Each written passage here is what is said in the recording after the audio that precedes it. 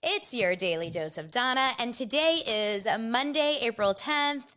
Welcome to a new week, a new day, a new week. Still on spring break over here for my kids, but we're doing it. We're making it work. If you notice, if you're watching on YouTube, I have the most gnarly burn. I don't know if you can tell here, but like my legs, my stomach, I slept horrible because of this horrible burn.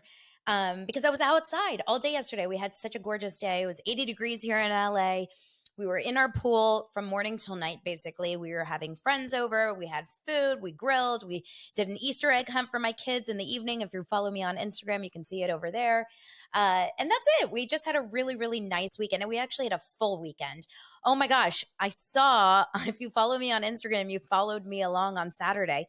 And my youngest son had a baseball game in the morning. And then my second son, my older son, had a live theater performance, like a musical theater performance. So we were waiting for the show to start and went across the street and grabbed a cup of coffee.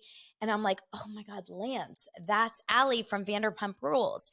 And if you watch the show, James Kennedy, DJ James Kennedy's girlfriend, Allie, she was at this restaurant with, it looks like her mom, or her grandma, or aunt, or something like that. And no tea, nothing exciting other than the fact that she looks as normal and as, like, if you didn't know who she was, you would never stop and be like, oh my God. Like, it's crazy how it works in LA, right? You see these people on these TV shows and they've all got the makeup and the hair and everything. And then you see them in real life, like at the gym or wherever you see them, because you see them everywhere.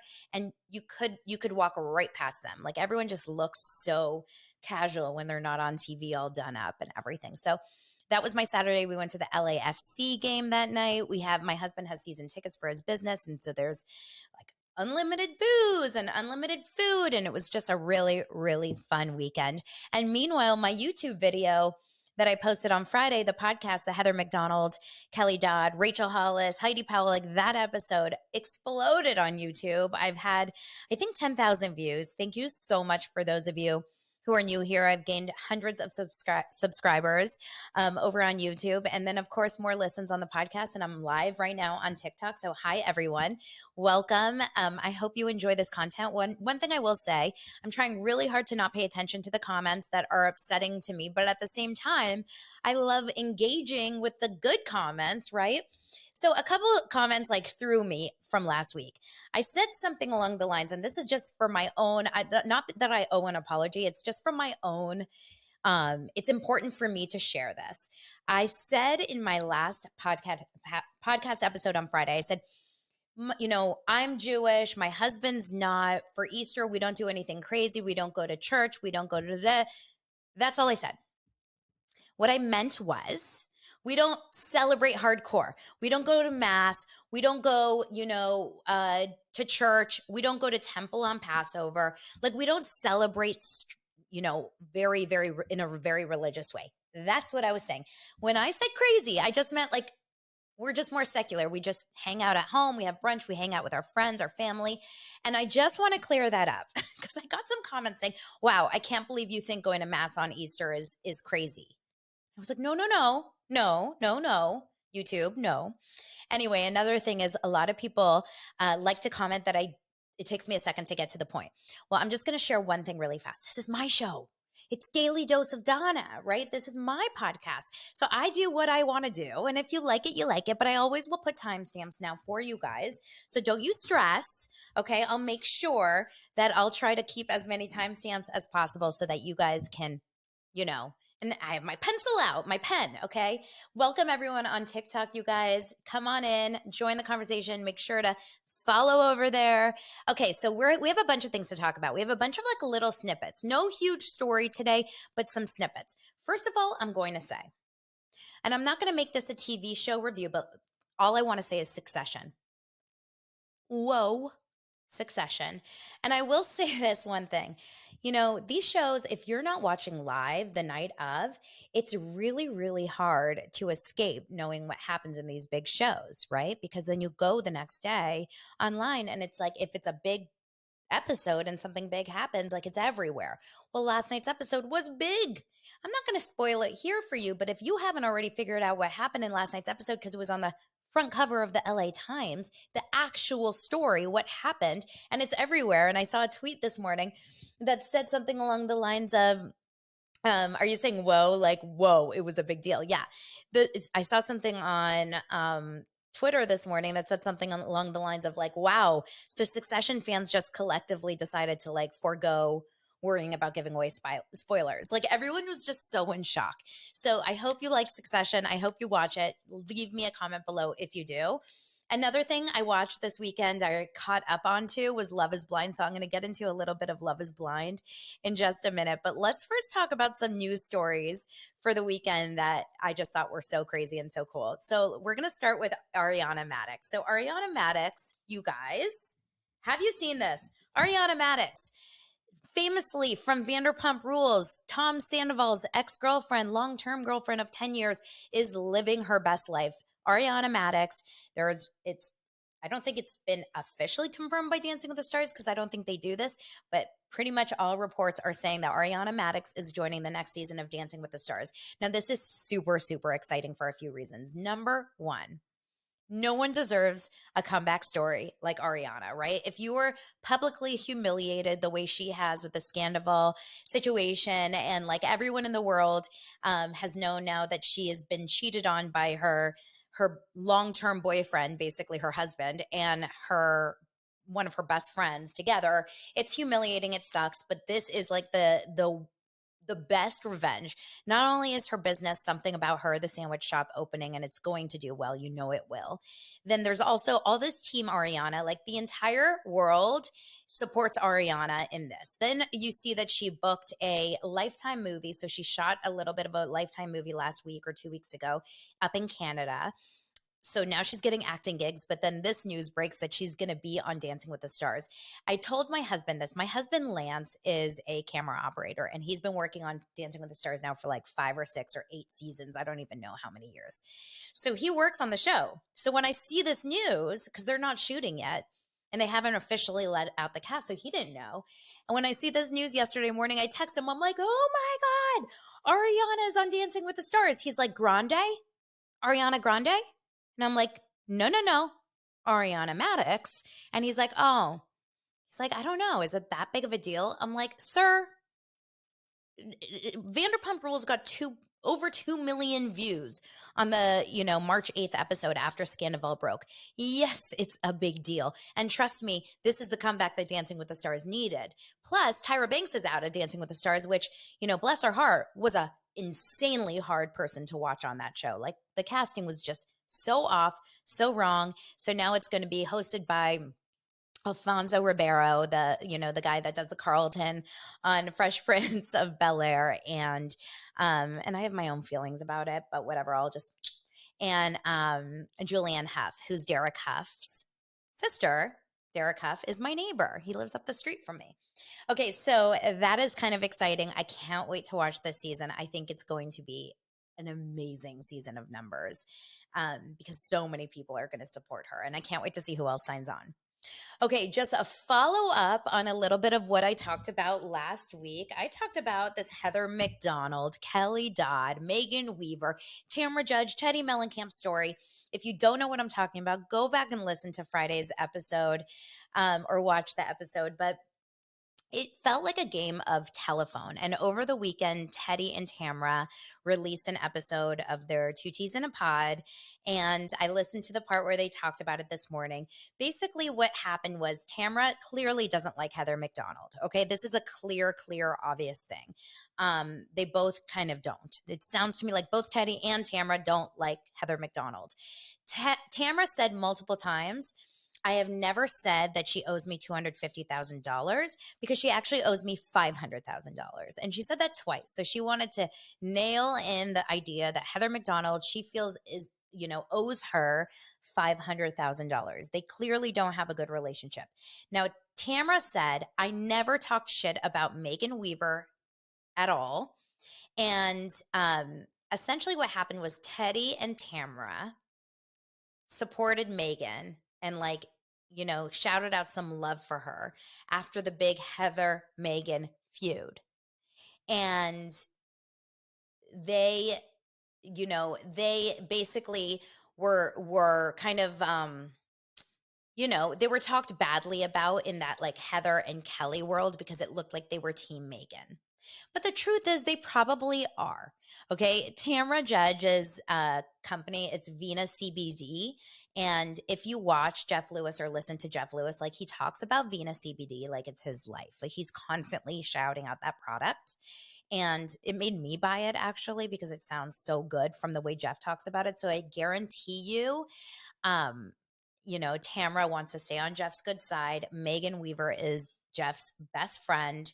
And I'm sure she doesn't like Heather.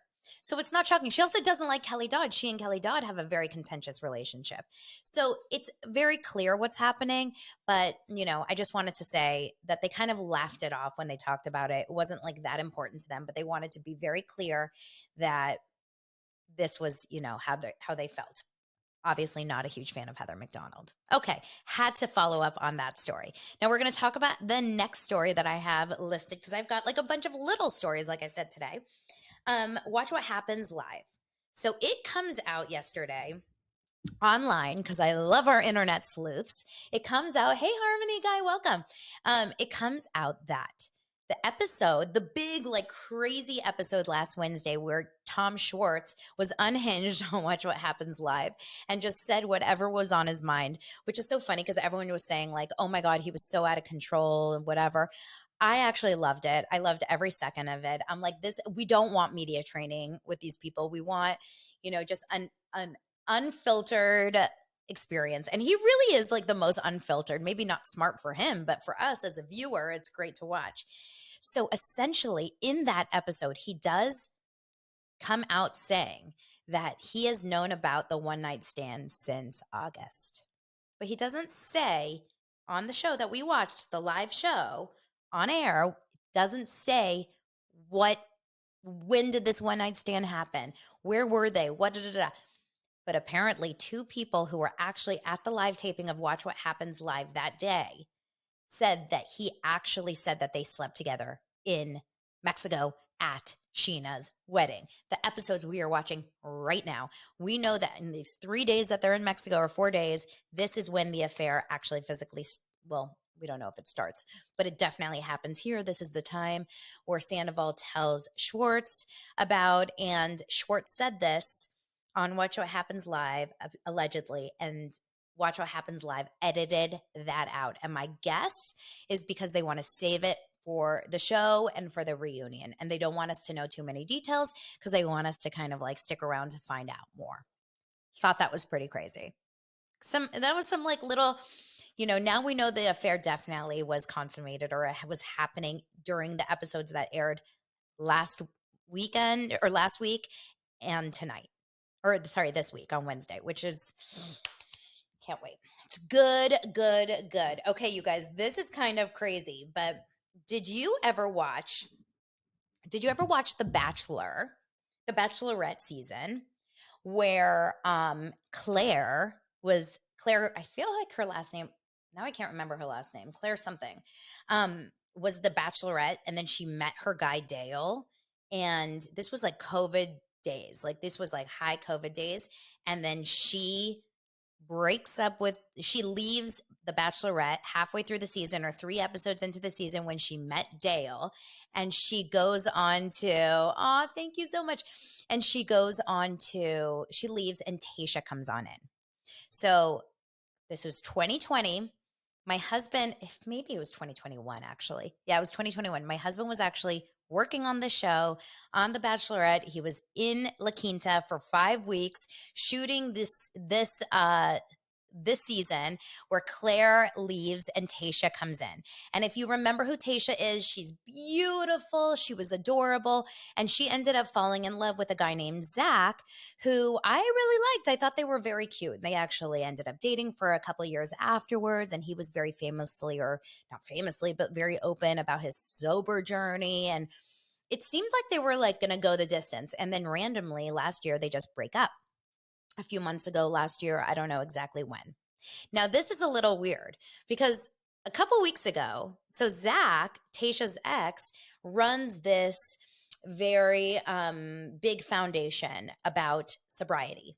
helping people get sober or helping those that are sober live a sober life. And he's very active in it. He raises funds for it. He talks about it. And the other day, like a few months ago or a few weeks ago, I see a picture that Carl from Summer House, Carl Radke, who is also openly sober, was in a picture with Zach, and they were working together in some capacity. And I thought to myself, this is a great pairing because Zach is like a reality star who's sober. Carl is a reality star who's sober. They both live in New York. Like, this is a perfect collab. Like, Carl should not be working with his friend Kyle's company, Loverboy, an alcohol company. No, he should be working with this. Okay. Cut to Tayshia is over at Carl and Lindsay's house yesterday for Easter. Okay, Carl from Summer House, the guy who I said was in a picture with Tayshia's ex. And who was also in this house? A bunch of other people, a bunch of other Summer House people, Andrea and the guy Chris that we don't ever see at all this season, and Luke. Handsome, I can't remember if it's where's the like Wyoming? Is he from Wyoming or whatever? He's always the guy that starts the fire. He's not on this season, shockingly, and it's the worst mistake ever because he's so beautiful to look at. And so Luke is at this Easter too. And they're taking a big group picture. And Lindsay Hubbard posted this morning about it's a collage of pictures from Easter. And in this picture, Luke is standing and Tayshia's in front of him and he's holding Tayshia's hand on the side. So it looks to me like Luke and Tayshia are now a couple. And everyone said on the comments, like, wow, you just like sneakily, opened up about their relationship. No one has heard about this. They have not posted about anything. This was like shocking. And then a couple hours later, or an hour later, Lindsay retracted that picture. She posted an edited version and said, well, this is awkward. So now we know that either Luke and Tayshia are hooking up, have hooked up, or maybe are full on dating. Either way, I think it's absolutely adorable. But it's this whole kind of incestual reality show dating situation. Okay. And then I'm going to wrap up today for just a couple minutes talking about Love is Blind. I finally watched the episodes about Love is Blind. Holy moly, you guys. There's so much to say that I guess I can do another deep dive of Love is Blind, but I will say this. No one's that interesting, to be honest. Like the sweet couple that are going to end up, for sure together, Brett and Tiffany. There's nothing wrong with them. They're so beautiful and so cute and so in love. Great, fine, but it doesn't make for such good TV.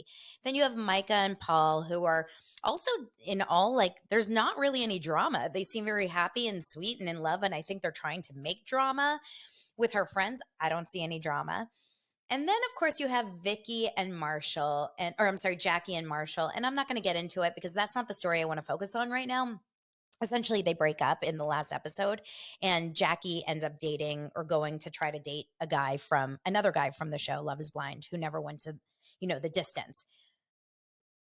And then, of course, we have the really random and really uncomfortable Bliss and Zach, who's always eating on every episode in every scene. But what I want to focus on today for just a few minutes are Chelsea and Kwame. Watching Chelsea on the show gives me the most awkward, uncomfortable feelings. It is so awkward to see someone who is so madly over the top, insanely in love with someone who clearly isn't. And maybe the editing is doing an amazing job, but Kwame is not into Chelsea. And if you watch any of these episodes where I talked about Love is Blind in the past, I was very clear about this. Kwame was in love with Micah, stuck around the show because he wants to be a reality show and he wants to be a reality star. He wanted to go to Mexico for their honeymoon. Now he's stuck in this relationship with this Chelsea girl who literally talks to him here's my microphone if you're watching on YouTube. She is in his face. I didn't want to be too loud because the microphone, but she talks in his face. To me, I need space. I'd be like, girl, back up. She feeds him chocolate strawberries. He's like, yeah, I'm not really sure how I feel. And she's like, I love you so much and I can't wait to be with you for the rest of my life. He's like, yeah, but I don't know if I want to move to Seattle. And she's like, but we are obsessed with each other and we will be together forever. It is giving vibes that it's read the room. Do you not see what's happening here? I mean, she's not catching the vibe.